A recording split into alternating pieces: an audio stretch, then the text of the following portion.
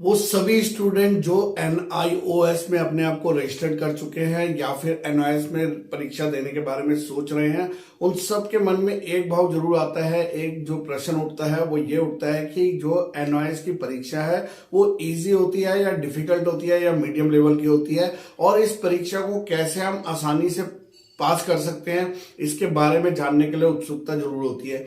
कई लोग ऐसे हैं जो कहते हैं कि हमने पढ़ाई काफी समय से छोड़ दिया है और अब जो है पढ़ाई करने का जो है मन भी नहीं करता है और अब वो आदत भी छूट गई है, तो क्या हम भी NIOS की परीक्षा पास कर सकते हैं।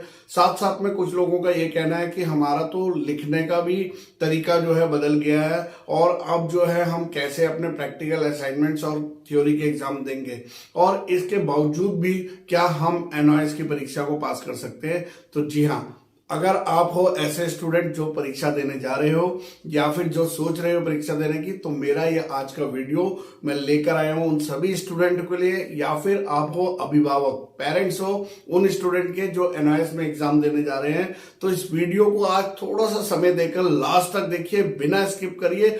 5 ऐसी चीजें बताने जा रहा हूं जो मेरे पिछले 18 साल के एक्सपीरियंस में रहा है, जहां पे हमने NIOS के स्टूडेंट्स को लगातार जो है ट्रेन करके उनको जो है क्वालिफाई कराया है, उन स्टूडेंट्स को भी जिनकी पढ़ाई छूट गई थी।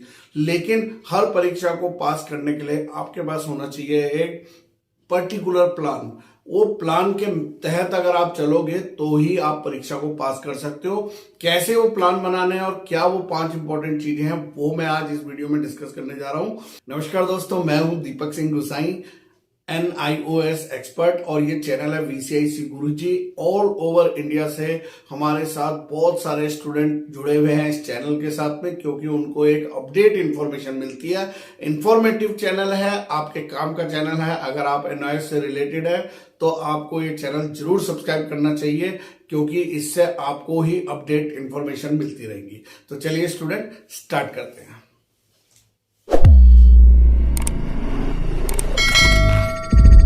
जी हाँ, आज हम लोग जो बात करने जा रहे हैं वो बात ऐसे है कि क्या हम NIOS की परीक्षा को आसानी से पास कर सकते हैं। तो मैं एक एक करके आपको जो है बिना समय गवाए उन चीजों के बारे में बताने जा रहा हूं, जिससे आप जो है आसानी से जो है NIOS की परीक्षा को पास कर सकते हैं।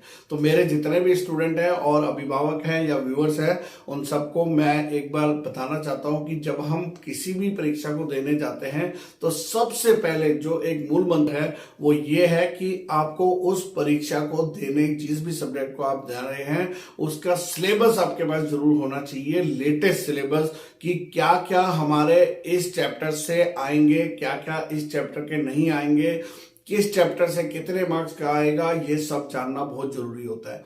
तो जो अगर आपके 5 सब्जेक्ट हैं, 6 सब्जेक्ट हैं, 7 सब्जेक्ट हैं, सबसे पहले आपके पास उनका सिलेबस होना जरूरी है, क्योंकि आपको पता है कि क्लास 10th के लिए 9th और 10th का दोनों का सिलेबस आता है, 12th में 11th और 12th का दोनों का क्लब करके आता है। तो जो सिलेबस है वो सिलेबस आपको बताता है कि आपको किस चैप्टर से कितने मार्क्स का आने वाला है, और क्या क्या चैप्टर्स हैं, क्या क्या टॉपिक्स हैं, उनको जानना बहुत जरूरी होता है। जिन भी स्टूडेंट के पास सिलेबस नहीं है उनको फ्री ऑफ कॉस्ट हम लोग यहाँ पर सिलेबस प्रोवाइड कर रहे हैं। सिर्फ आपको हमारे दिए गए व्हाट्सएप नंबर पर अपने सब्जेक्ट, क्लास और मीडियम, इंग्लिश मीडियम या हिंदी मीडियम लिखकर मेंशन करके भेजना है। हम आपके व्हाट्सएप पर आपको फ्री ऑफ कॉस्ट सारे सिलेबस भेज देंगे, आइदर हिंदी मीडियम हो या इंग्लिश मीडियम। सेकंड नंबर पर आते हैं। दूसरा जो मैं पॉइंट बताऊंगा आपको वो ये पॉइंट है कि आपको पता होना चाहिए चैप्टर वाइज इंपॉर्टेंट क्वेश्चन। क्यों मैं ऐसा बोल रहा हूं चैप्टर वाइज इंपॉर्टेंट क्वेश्चन? क्योंकि देखिए, परीक्षा देने आप जा रहे हैं, अगर समय कम है, पूरे साल भर आपने पढ़ाई नहीं करी है, तो अगर आप बुक्स अब खोलेंगे तो आपको पता चलेगा कि एक एक सब्जेक्ट की 3, 4 या 2 बुक्स हैं। इनको पढ़ने में समय जो है चला जाएगा। आप चैप्टर वाइज पढ़ोगे तो आप नहीं पढ़ पाओगे। तो हमने क्या करा है, हमने आपके लिए एक chapter wise important question design करे हैं। ये वो क्वेश्चन हैं जो बार बार NIOS में रिपीट होते हैं, या फिर जो उनके इंटेक्स क्वेश्चन है उनको मर्ज करके हमने अपने एक्सपीरियंस से बनाया है।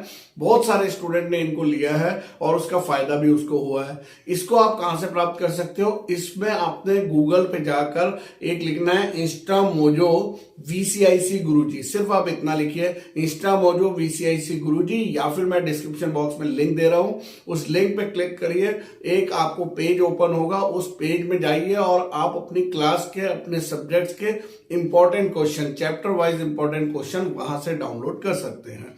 तो वो चैप्टर वाइज इंपॉर्टेंट क्वेश्चन इसलिए इंपॉर्टेंट हो जाता है क्योंकि वो आपके समय बचाता है।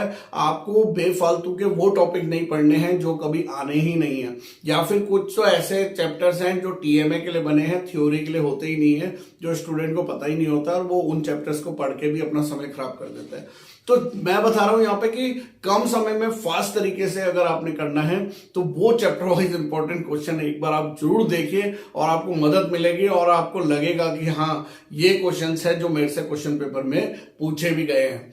तो ये आपका एक तरीका रहेगा कि चैप्टर वाइज इंपॉर्टेंट क्वेश्चन जरूर ले। उसके बाद आता है तीसरा नंबर पॉइंट। तीसरे नंबर पॉइंट पे जब आते हैं तो मैं यहां पर कहता हूं कि चैप्टर वाइज जब आपने इंपॉर्टेंट क्वेश्चन देख लिए, उसके बाद आपको जो है जानना होता है सैंपल पेपर।